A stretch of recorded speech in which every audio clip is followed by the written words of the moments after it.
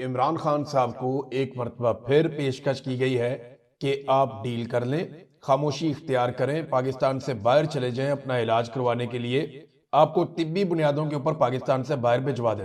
ये सहाफ़ी हैं और सीनियर जर्नलिस्ट हैं फखरुर रहमान साहब, उन्होंने भी ये खबर दी है। कुछ और सोर्सेज भी ये दावा कर रहे हैं और लगातार इन चीजों का दावा हो रहा है कि इमरान खान साहब को एंगेज करने की कोशिश की गई और ये कहा गया कि जनाब आप बाहर चले जाएं पाकिस्तान से। फखरुर रहमान साहब ने भी ये खबर बताई और ये एस्टेब्लिशमेंट की ख्वाहिश है, नवाज शरीफ की भी ख्वाहिश है। देखिए, इमरान खान साहब को तोड़ने में तो ये मुकम्मल तौर पे नाकाम रहे हैं, ना उनकी मकबूलियत को ये डैमेज कर पाए।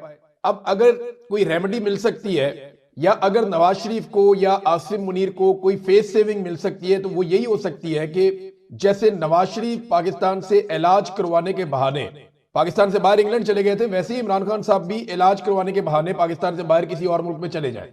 इमरान खान साहब इस बात में नहीं मानते और मुबैना तौर पे उन्होंने एक मरतबा फिर यही कहा कि एब्सोल्युटली नॉट, कि भाई मैं नहीं मानता, मैंने कोई डील नहीं करनी और मुझे कोई डील आपसे नहीं चाहिए।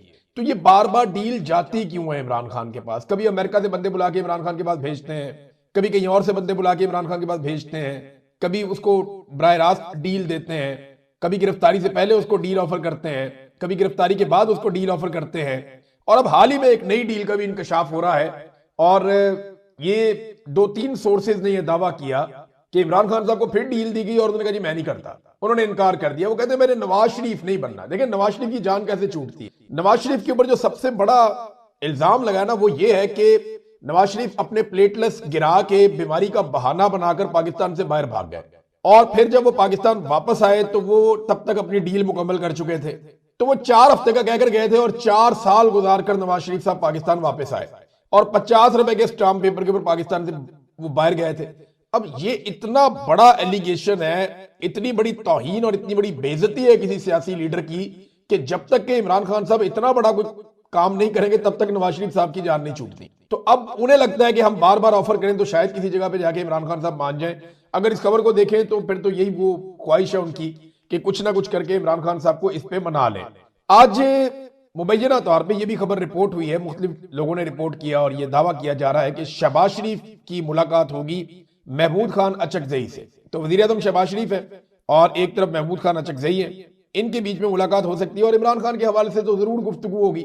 देखिए, शहबाज शरीफ इस वक्त क्यों अंगेज कर रहे हैं? जब भी कभी कोई पाकिस्तान तहरीक इंसाफ या अपोजिशन एहतजाज की सियासत कर रही होती है तो फौरी तौर पे हुकूमत एंगेजमेंट शुरू कर देती है। उससे दो चीजें होती, एक ये होता है कि एहतजाज का मोमेंटम टूटता है, यानी लोगों को ये लगता है कि जनाब ये तो मुज़ाकरात चल रहे हैं, कोई ना कोई हल वैसे ही निकल आएगा तो हमें निकलकर जोर लगाने की क्या जरूरत है। एक वो ये परसेप्शन बनाते हैं, तो इससे एहतजाज का मोमेंटम तोड़ने में थोड़ी सी मदद मिलती है। इमरान खान साहब की हालत कितनी खराब है इसके बारे में सलमान सफदर साहब ने अदालत में आज स्टेटमेंट दिया। इमरान खान की बहनें भी वहां पे मौजूद थी। उन्होंने कहा जी जो मुझे इमरान खान ने बताया मैं एज इट इज आपको बता देता हूँ कि जैसे उन्होंने कहा उन्हीं अल्फाज में बयान कर देता हूँ। अब ये सलमान सफदर साहब जो है ये प्रोफेशनल वकील हैं, इन्होंने फीस भी ली है इमरान खान साहब के मुकदमात लड़ने के लिए और ये प्रोफेशनल वकील के तौर पे अपनी ड्यूटी कर रहे हैं। गैर सियासी आदमी है तो इनका कोई सियासत से ऐसा कोई ताल्लुक भी नहीं है। तो इन्होंने अदालत में जो बताया, इन्होंने कहा इमरान खान ने जो कहा वो ये है कि उन्हें और उनकी अहलिया को 22-22 घंटे तक कैद तन्हाई में रखा जाता है, हमें सलाम का जवाब तक नहीं दिया जाता, मेरी एक आंख से अब मैं नहीं देख पा रहा और डॉक्टर्स उसको नाकाबिले इलाज करार दे चुके हैं। ये है जनाब इमरान खान साहब की हालत। पाकिस्तान का सबसे मकबूल लीडर, पाकिस्तान का सबसे मकबूल शख्स, पाकिस्तान का एक शानदार आदमी जिसको पूरी दुनिया में लोग जानते हैं और पाकिस्तान में अगर कोई एक आदमी जिसके बारे में आप ये कहें कि पूरी दुनिया में उसकी पहचान है और पाकिस्तान की पहचान की एक बड़ी वजह वो खुद आदमी बना तो वो इमरान खान है। ये सच है और हमें ये सच मानना पड़ेगा। आज नहीं मानेंगे तो आपको कल मानना पड़ेगा। ये journal of the record meetings के अंदर इनसे आप बात करें तो ये मानेंगे कि इनका कद जो है इमरान खान के मुकाबले में कुछ भी नहीं है, ये कुछ भी नहीं बेचते इमरान खान के मुकाबले में। वो 50 साल से इस कौम का हीरो चला आ रहा है, पूरी दुनिया में उसकी पहचान है, एक बड़ा आदमी है और उसे सिर्फ एक जिद के चक्कर में एक मिलिट्री जर्नल ने जेल में बंद किया हुआ है और उसको निशाने इबरत बना रहा है सिर्फ कि जनाब हम हार नहीं सकते, हमने हर हाल में जीतना है, हमने इसको शिकस्त देनी है। भाई जीतना है जाके इंडिया से जीतें और जीत के कश्मीर को आजाद करवा लें, जीतना है जाकर आप इसराइल से जीत लें और फलस्तीन को आजाद करवा लें। भाई जहां आपने वादे किए हुए जीतना है वहां पे आप लड़ाई नहीं कर रहे और वो कौम जिसने आपको अपने खून पसीने से कमा कर दिया, जिसने आपको इतना पैसा दिया, जिसने आपको हथियार दिया, आप उसी कौम के सबसे मकबूल और बड़े लीडर को मार रहे हैं और लगातार मार रहे हैं। अब वो ये तक कहने पर मजबूर हो गया कि मुझे एक आंख से नजर नहीं आ रहा और डॉक्टर ने कहा है कि इसका इलाज नहीं हो सकता। बुशरा बीबी की आंख का इलाज चल रहा है। अब अदालत के अंदर जाते हैं। देखिए, पाकिस्तान तहरीके इंसाफ अदालत में तो जाती है, लेकिन अदालत में इंसाफ नहीं है। ये जज इंसाफ नहीं दे पाएंगे। ये बात पाकिस्तान तहरीके इंसाफ को समझनी चाहिए। जब तक पाकिस्तान तहरीके इंसाफ या पाकिस्तान की कौम दबाव नहीं डालेगी, तब तक इंसाफ नहीं होगा। और ये इंसाफ अदालत में नहीं होना, ये मिलिट्री एस्टेब्लिशमेंट को आपने पकड़ना है और आपने उनको निकालना है इस सारे मामले से। जब तक पाकिस्तान की मिलिट्री एस्टेब्लिशमेंट इन्वॉल्व है, तब तक कोई अदालत इमरान खान को किसी किस्म का इंसाफ नहीं दे सकती। अलीमा खानम ने इसके बारे में वाज़ेह स्टेटमेंट दिया। उन्होंने कहा जज की शक्ल पे कम से कम इंसानियत आ जानी चाहिए थी, तो जज की शक्ल पे उनको इंसानियत नजर नहीं आई। जज साहब बहुत सख्त परेशान थे कि मैं किसी तरह इस केस को निकालकर आईनी अदालत में भेज दूं। यानी जज साहब को यह कमिटमेंट दी गई है कि आप यहां पे कर दें, आपको हम बचा लेंगे और आईनी अदालत के अंदर हम दोबारा इमरान खान साहब को रगड़ देंगे। इंसाफ देने वाला जज होता तो इमरान खान की आंख का सुनकर उसका दिल हिल जाता, लेकिन जज ने किसी किस्म का उस पर सवाल ही नहीं किया। वो बार बार कह रहा हो जी अपील की तरफ। जब वो बता रहे थे कि इंसानियत का मामला देखें आप, ये क्या हो रहा है, तो जज वो बात ही नहीं सुन रहा था। वो कहती है ऐसा लगता है इस जज को कॉलें आई हैं और ये फैसले देने से डर रहा है। ये जनाब इस्लामाबाद हाई कोर्ट की हालत है। जो जजेस वहां पे केस सुनने की ताकत या हिम्मत रखते थे, उन जजेस को वहां से ट्रांसफर किया जा रहा है। हालात पाकिस्तान की अदलिया के भी पतले ही है। लेकिन क्या इमरान खान साहब किसी अदालत से बाहर आ जाएंगे? सवाल ही पैदा नहीं होता। मैंने आपको पहले भी कहा, मैं आपको अब भी कह रहा हूं और जिम्मेदारी से कह रहा हूं, जितनी ताकत आसिम मुनीर की बढ़ती जाएगी, उतना इमरान खान साहब को मजीद तबाह किया जाएगा, उतना इमरान खान साहब को मजीद दबाया जाएगा। ये एक जिद जैसी कैफियत है कि कुछ भी हो जाए, इमरान खान को नीचा दिखाना है, इमरान खान को कमजोर दिखाना है, इमरान खान को और उसकी पार्टी को बर्बाद करना है। ये एक जिद है और इस जिद की भेंट पाकिस्तान चढ़ रहा है। इस जिद के चक्कर में पाकिस्तान की अदलिया को बर्बाद कर दिया, इस जिद के चक्कर में पाकिस्तान की सोसाइटी को बर्बाद कर दिया, इस जिद के चक्कर में पाकिस्तान की मईशत को तबाह बर्बाद कर दिया, पाकिस्तान में अमनो अमान को भेंट चढ़ा दिया इस जिद के आगे। और इस जिद की वजह से आज पाकिस्तान जहां खड़ा है हम सब देख रहे हैं। मिसाल के तौर पे ये हमाद अदर साहब ने एक ट्वीट किया है, तो एक छोटा सा ट्वीट, लेकिन इसके अंदर बहुत सारा कुछ उन्होंने लिख दिया। उन्होंने कहा जी अगले पिछले आप चंद महीनों की हुकूमत की तवानाई के शोबे में गलतियों का अंदाजा लगाएं और उनको गिना जाए तो बड़ी अजीबोगरीब फहरिस्त बनती है, लंबी फहरिस्त। ईंधन की कीमतें वक्त से पहले बढ़ाकर इन्होंने ऑयल कंपनियों को 87 अरब रुपए का फायदा दिया। डीजल की गलत कीमतें मुकर्रर करके रिफाइनरियों को इजाफी मुनाफा पहुंचाया अरबों रुपए का। LNG कार्गो मनसूख किए, फिर मजबूरी में महंगे स्पॉट कार्गो खरीदे, इसके अंदर भी अरबों का नुकसान किया। बद इंतजामी की वजह से अप्रैल के पहले हिस्से में शहरों में 12-12 घंटे की लोड शेडिंग की गई। नए गैस कनेक्शन इन्होंने देना शुरू कर दिए, जबकि मौजूदा सार्फिन की 10% जरूरत भी ये पूरी नहीं कर पा रहे। सोलर तवानाई के खिलाफ अजीबोगरीब किस्म की पॉलिसियां बना दी, फिर अवामी दबाव आ गया इनके ऊपर। सर्कुलर डेथ कम होने का इन्होंने दावा किया जनाब कि हमने जो IPPs का पैसा दे दिया है, जो हमने सर्कुलर डेथ है वो हमने अदा कर दिया है। वो आपकी कैपेसिटी पेमेंट्स होती है ना।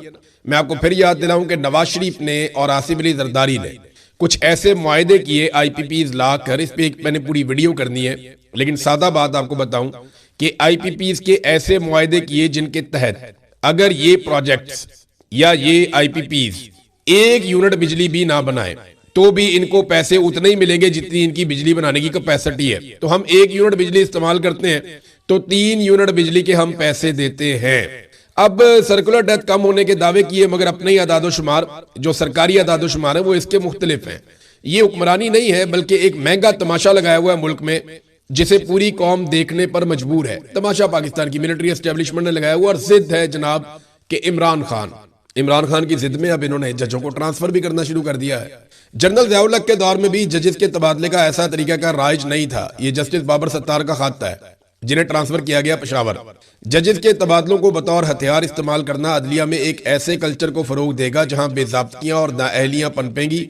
आइन के आर्टिकल 200 और 209 में की गई तरामीम को जजेस को दबाव में लाने के लिए एक हथियार के तौर पर डिजाइन किया गया है। अब जजेस को दीगर मकामात पर तबादले की धमकियां दी जाएंगी और वो तबादला कबूल ना करें तो उन्हें सजाओं का सामना करना पड़ सकता है। जनरल ज़ियाउल हक के दौर में भी जजेस के तबादले का ऐसा निज़ाम राइज नहीं था, यानी डिक्टेटर ने भी वो पाकिस्तान के साथ नहीं किया जो पाकिस्तान की मौजूदा मिलिट्री एस्टेब्लिशमेंट ने पाकिस्तान के साथ कर दिया है। ये हो रहा है। अब कौम के पास हल क्या है? यानी क्या अदालत की तरफ देखना है? कोई फायदा नहीं, जजेस सारे कंप्रोमाइज है। क्या पार्लियामान की तरफ देखना है? कोई फायदा नहीं, पार्लियामान रबर स्टैंप है, वहां पे अपने फॉर्म 47 के अंदर लाकर बंदे बिठाए हुए हैं। क्या मीडिया की तरफ देखना है? मीडिया पूरी तरह से कंट्रोल है, बात ही नहीं कर सकता। जो बात करता है उसके साथ क्या होता है आपने देख लिया। अभी हाल ही में फखरुर रहमान साहब को भी उठा लिया गया। एक कंपेन चलाते हैं, फिर बंदे के साथ क्या करते हैं, मुतीउल्लाह जान उनका प्रोग्राम बंद करवा दिया, यानी उनसे उनकी नौकरी छीन ली सिर्फ आवाज उठाने की वजह से। तो ये पाकिस्तान में एक न्यू नॉर्मल है। मीडिया से भी आप तवक्को नहीं कर सकते, पार्लियामान से भी नहीं कर सकते, अदलिया से भी नहीं कर सकते, तो फिर आप किससे तवक्को करेंगे? फिर आपको अपने बाजू पे भरोसा करना पड़ेगा। अवाम को याद रखिए, अवाम को ये लगता है ये सिर्फ इमरान खान का मामला है। जो लोग ये समझते हैं ना वो बेवकूफ़ी कर रहे हैं कि ये सिर्फ इमरान खान का मामला है। ये इमरान खान का मामला नहीं है, ये पूरी कौम का मामला है। ये मुल्क के ऊपर कब्जा हो रहा है और ये कब्जा इमरान खान ने छोड़ने से इनकार किया था, तब से अब तक फड्डा पड़ा हुआ है। और ये कब्जा आपको वहां ले जाएगा जहां से वापसी मुमकिन नहीं होगी। पाकिस्तान का सारा पैसा अशराफिया के पास चला जाएगा, यानी वो अपने मफाद के अलावा देखते कुछ नहीं। अभी उन्होंने एक नया वो कानून निकाल दिया, एक पाबंदी लगा दी है कि पंजाब से गंदम जो है वो किसी और सूबे में या कहीं और नहीं जा सकती। आपको पता ही क्यों कर रहे हैं? पंजाब के अंदर किसान बेचारे की गंदम अब तैयार हो गई है, उसने गंदम बेचनी है। गवर्नमेंट तो गंदम ले नहीं रही और गंदम की प्राइस मिलेगी नहीं, क्योंकि माफिया इकट्ठा हो जाएगा और वो एक कीमत ऐसी मुकर्रर कर देगा कि जनाब इस कीमत पे हम खरीदेंगे, इससे ज्यादा पे हम नहीं खरीदेंगे। और मार्केट के अंदर किसान उससे भी सस्ती गंदम बेचने पर मजबूर हो जाएगा। तो किसान के पास जब तक गंदम रहती है तब तक उसकी कीमत गिराते हैं और तब तक इस बात पे पाबंदी लगाई जाती है कि ये गंदम किसी और सूबे को भी ना बेच सके। मिसाल के तौर पे अगर अच्छे ग्राहक मिल जाते हैं बलूचिस्तान में या खैबर पख्तूनख्वा में जो गंदम की अच्छी कीमत दे रहे हैं, तो वहां पे गंदम भेजना ही मना कर देते हैं कि गंदम यहां से बॉर्डर क्रॉस नहीं करेगी और हम पंजाब से गंदम किसी और सूबे में नहीं जाने देंगे। यह है तरीका वारदात, ताकि किसान को पैसे ना मिले। लेकिन जिस वक्त मिडल मैन या आड़ती या वो लोग जो हुकूमत के बहुत करीबी हैं, जो माफियाज हैं, जब वो गंदम खरीद लेते हैं किसानों से और फिर लाखों किसानों की गंदम चंद हाथों में आ जाती है, तो उसके बाद फिर पाबंदियां उठ जाती हैं। उसके बाद कीमत बढ़ाने पे भी पाबंदी नहीं रहती, उसके बाद आटे की कीमत भी महंगी हो जाती है, उसके बाद मुख्तलिफ सूबों में ये महंगी गंदम या महंगा आटा बेच सकते हैं। ये है नाजरीन वो वारदात जो हर दफा डाली जाती है, अभी फिर डाली जा रही है। तो लोग कैसे छुटकारा पा सकते हैं? देखिए, अगर इस निजाम ने हारना है तो इमरान खान को जीतना पड़ेगा। 8 फरवरी 2024 को यह निजाम हार गया था। मिलिट्री एस्टेब्लिशमेंट के माथे पर अवाम ने शिकस्त लिख दिया था, लेकिन इन्होंने शिकस्त मानने की बजाय हठधर्मी के साथ जबरदस्ती निजाम के ऊपर कब्जा कर लिया और जाली MNAs MPAs को लाकर बिठाकर अपनी हुकूमतें बना ली। अब तब से लेकर अब तक पाकिस्तान सिसक रहा है। रोजाना की बुनियाद पर पाकिस्तान नीचे जा रहा है। हालांकि कभी दावे किए गए यहां से पाकिस्तान ऊंची उड़ान की तरफ जाएगा, कभी दावे किए गए उड़ान पाकिस्तान का मंसूबा आ गया, कभी दावे किए गए SIFC आ गया। इन तमाम जितने भी इन्होंने इकदाम किए सारे सफेद हाथी बन गए और पाकिस्तान को ज्यादा से ज्यादा नुकसान होता चला गया। अब हल क्या है? हल ये है कि अवाम खुद अपना हक ले। ये अवाम ने लेना तो है, ये मुझे पता है, आज नहीं तो कल लेगी, कल नहीं तो परसों लेगी, लेकिन एक दिन अवाम अपना हक लेगी, क्योंकि इसके अलावा अवाम के पास रास्ता कोई नहीं निकला। ये लोग पीछे हटने को तैयार नहीं है और जब तक आसिम मुनीर साहब को ताकत मिलती रहेगी, एक बात याद रखिएगा, तब तक इमरान खान साहब को वो पीसते रहेंगे।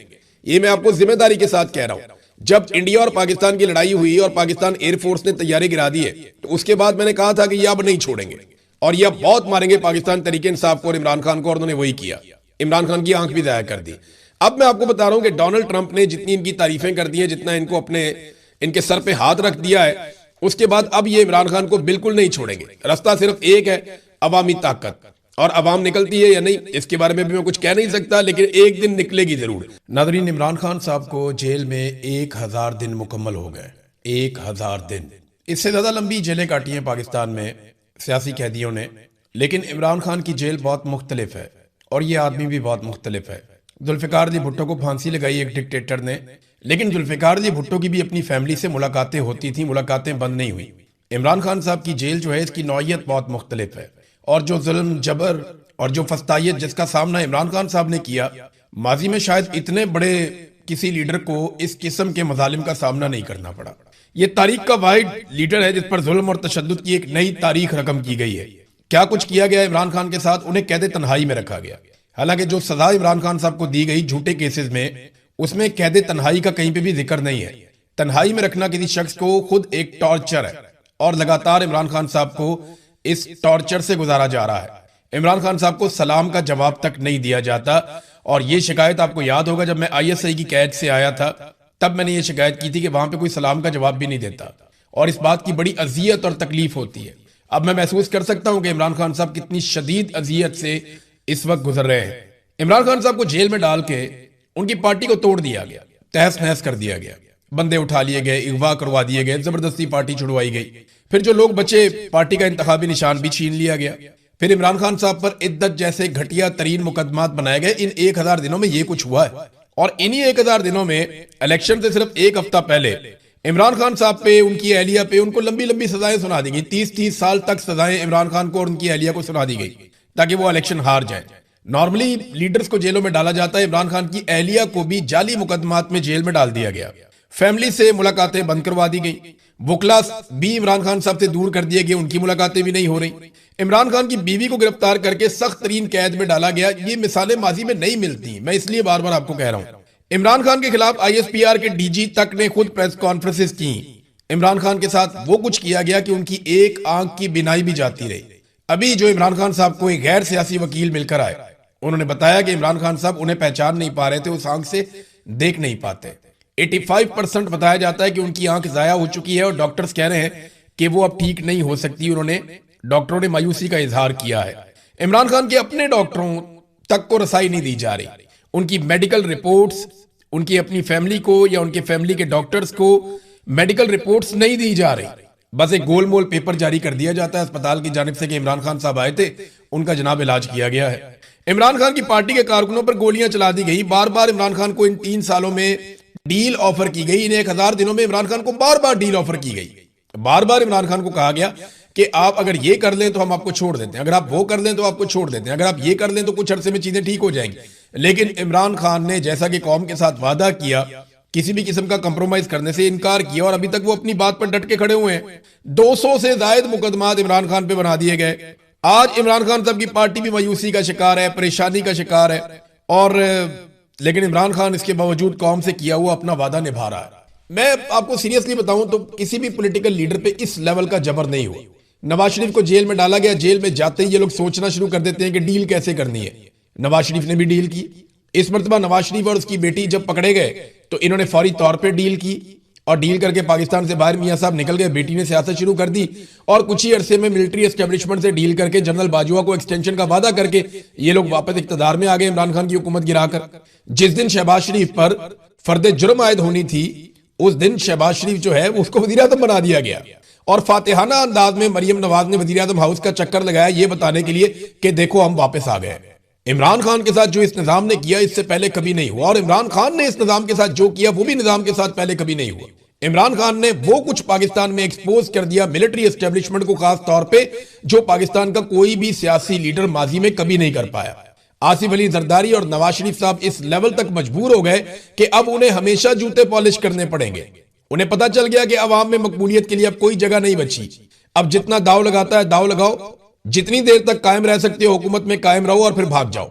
वो ये जानते हैं कि ये उनकी आखिरी बारियां हैं। जब तक मिलिट्री एस्टेब्लिशमेंट उनको सहारा देगी तब तक वो चलेंगे और जिस दिन मिलिट्री एस्टेब्लिशमेंट का हाथ उनके पीछे से हट गया। और इमरान खान को मैं आपको एक चीज बताऊं, ये अपने दिल पर हाथ रख के जितने जर्नैल है ना वो एक दफा सोच ले कि जो कुछ उन्होंने इमरान खान के साथ किया है क्या इसका आधे से आधा भी वो बर्दाश्त कर सकते हैं? तो साफ बात है इनमें से कोई भी नहीं बर्दाश्त कर सकता इस उम्र में। आज इमरान खान की 74 साल उम्र है। 70 साल से ज्यादा उम्र के आदमी को इन्होंने उठाकर जेल में डाला। 1000 दिन हो गए, वो आदमी इनसे नहीं टूट रहा और वो कहता है मैं इनसे नहीं टूटूंगा, मुझे डरा हुआ देखना इनकी हसरत रह जाएगी। ये इमरान खान ने कहा था और मैं आसिम मुनीर के सामने घुटने नहीं टेकूंगा, मैं इससे हार नहीं मानूंगा, मैं इसकी गुलामी कबूल नहीं करूंगा, ये इमरान खान साहब ने कहा था। तो कोई भी इतनी मार बर्दाश्त नहीं कर सकता जितनी इमरान खान साहब ने बर्दाश्त कर ली है। जितना उनको परेशान किया गया, जितना उनकी फैमिली को परेशान किया गया, उनकी बहनों को बार बार गिरफ्तार कर लेते हैं, सड़कों पे मारते हैं, घसीटते हैं, उठाकर ले जाते हैं, उनके घरों में छापे मारते हैं, उनके खानदान के लोगों को, उनके भांजे तक को गिरफ्तार किया हुआ है। कई लोग उनके खानदान के भागे हुए हैं। पार्टी की हालत अजीबो गरीब कर दी है। पाकिस्तान में 1 लाख से ज्यादा घरों में चादर और चारदीवारी का तकद्दुस पामाल कर दिया। ये सब कुछ किया, इसके बदले में हासिल क्या किया? एक आदमी को जेल में डाला, 1000 दिन हो गए, आपने हासिल क्या किया? क्या पाकिस्तान की मईशत ठीक हो गई? नहीं। क्या पाकिस्तान में अमनो अमान की सूरत ठीक हो गई? नहीं। पाकिस्तान की अदलिया काबिले फख्र है? नहीं। पाकिस्तान में मीडिया आजाद है? नहीं। पाकिस्तान के अंदर कोई एक शोबा तरक्की कर रहा है? नहीं। मल्टीनेशनल कंपनियां पाकिस्तान आ रही है? नहीं, वो तो उल्टा भाग रही है। क्या पाकिस्तान में सरमायाकारी आ रही है? नहीं आ रही। सिर्फ फील्ड मार्शल आसिम मुनीर साहब की इज्जत हो रही है, वो भी सिर्फ डोनाल्ड ट्रंप कर रहा है, और डोनाल्ड ट्रंप की वजह से बाकी सारे भी कर रहे हैं। तो ये कब तक चलेगा मामला? जब मुल्क नहीं चलेगा तो फिर कुछ भी नहीं चलेगा। एक आदमी से कोई फर्क नहीं पड़ता। और ये याद रखिएगा कि ये निजाम इस वक्त इस मुल्क के सबसे मकबूल लीडर को आहिस्ता आहिस्ता कत्ल कर रहा है। और ये मैं नहीं आपको कह रहा, ये इमरान खान ने अपनी बहन उज़मा खानम को कहा कि ये मुझे कत्ल कर देंगे, और अब ये मुझे कत्ल कर रहे हैं। इमरान खान ने अपनी बहन को खुद कहा था। उनकी बहन ने कहा कि मुझे उस वक्त यकीन नहीं आया, लेकिन अब सूरत हाल मैं देखती हूं तो मुझे लगता है कि ये वाकई इमरान खान को कत्ल कर देंगे। खुदा ना खास्ता इमरान खान साहब को कुछ हो गया तो इन्होंने आगे का प्लान भी किया हुआ है। ये मैं आज आपको बता रहा हूं, मैं हमेशा गुरेज करता हूं। आज 1000 दिन हो गया उस आदमी को जेल में, कोई बोलने के लिए तैयार नहीं है। तो मैं आपको ये बता देता हूं कि इनकी पूरी प्लानिंग है कि उसके बाद पाकिस्तान तहरीक इंसाफ में से किसको लाकर ये वजीर आजम बना देंगे, और कुछ अरसा पाकिस्तान तहरीक इंसाफ को हुकूमत देंगे, फिर पाकिस्तान तहरीक इंसाफ में तोड़ फोड़ करेंगे, बहुत सारे ग्रुप बना देंगे, और उसके बाद चीजें नॉर्मलाइज कर देंगे। ये इनका फॉर्मूला है। लेकिन पाकिस्तानी इनके किस तरह गले पड़ जाएंगे, ये इसका इनको आइडिया नहीं है। इमरान खान को कुछ हो गया तो आप ये समझें कि पाकिस्तान की मिलिट्री एस्टेब्लिशमेंट अगले 50 साल माफिया मांगती रहेगी ना, तो पाकिस्तानी इस बात की माफी नहीं देंगे। ये बात सच है।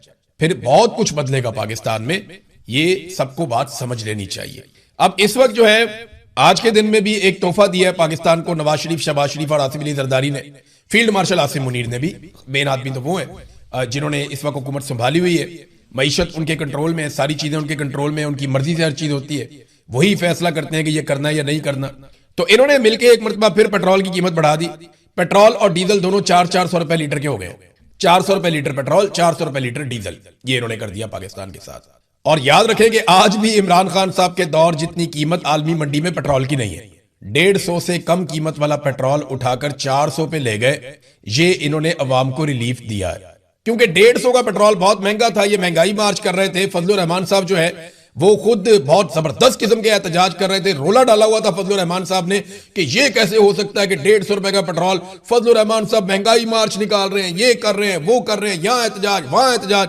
आज फजलुर रहमान साहब पुरसकून अंदाज में बैठे 400 रुपए लीटर पेट्रोल ले रहे हैं। अपने पैसों से लेना हो तो फिर मुश्किल भी होती है। ऐसा लगता है कि शायद उनको पेट्रोल फ्री मिल जाता है, या ऐसा लगता है कि उनके पास बहुत सारे पैसे हैं तो उन्हें फिक्र नहीं है कि पेट्रोल महंगा हो रहा है। इमरान खान के दौर में शायद उनके पास बहुत सारे पैसे नहीं थे और उन्हें 150 का पेट्रोल भी महंगा लगता था, और आज उन्हें 400 का पेट्रोल भी महंगा नहीं लगता। तो आलमी मंडी में कीमतें आज भी इमरान खान के दौर से तकाबली जायजा आप लें तो कम है। और याद रखिएगा, ये तेल की कीमतें नहीं बढ़ा रहे, ये टैक्सेस बढ़ा रहे हैं। ये उसके ऊपर टैक्सेस लगा रहे हैं और इनके पास रास्ता ही कोई नहीं है। मैं आपको फिर ये बता रहा हूं कि इनके पास कोई रास्ता नहीं है। इनको तेल की कीमतें लगातार बढ़ाती रहनी पड़ेंगी, और इनको बिजली की कीमतें भी बढ़ानी पड़ेंगी, इनको गैस की कीमतें भी बढ़ानी पड़ेंगी, इन्हें टैक्स भी बढ़ाना पड़ेगा, शरह सूद भी बढ़ानी पड़ेगी। उसकी वजह यह है कि इनके पास पैसा नहीं है मुल्क को चलाने के लिए। जितने कर्जे ये ले सकते थे इन्होंने लिए हैं, अभी ये और कर्जे लेने की कोशिश कर रहे हैं। ये सिर्फ कर्जे से और टैक्सों से मुल्क को चलाएंगे। मुल्क में मईशत का पहिया चलाने का इनके पास कोई मंसूबा नहीं है। जब तक ये हुकूमत रहेगी और ये निजाम रहेगा, पाकिस्तान में सियासी इस्तेहकाम नहीं आएगा और पाकिस्तान में मईशत का पहिया नहीं चलेगा। बज़ाहिर तो यही दिखाई दे रहा है।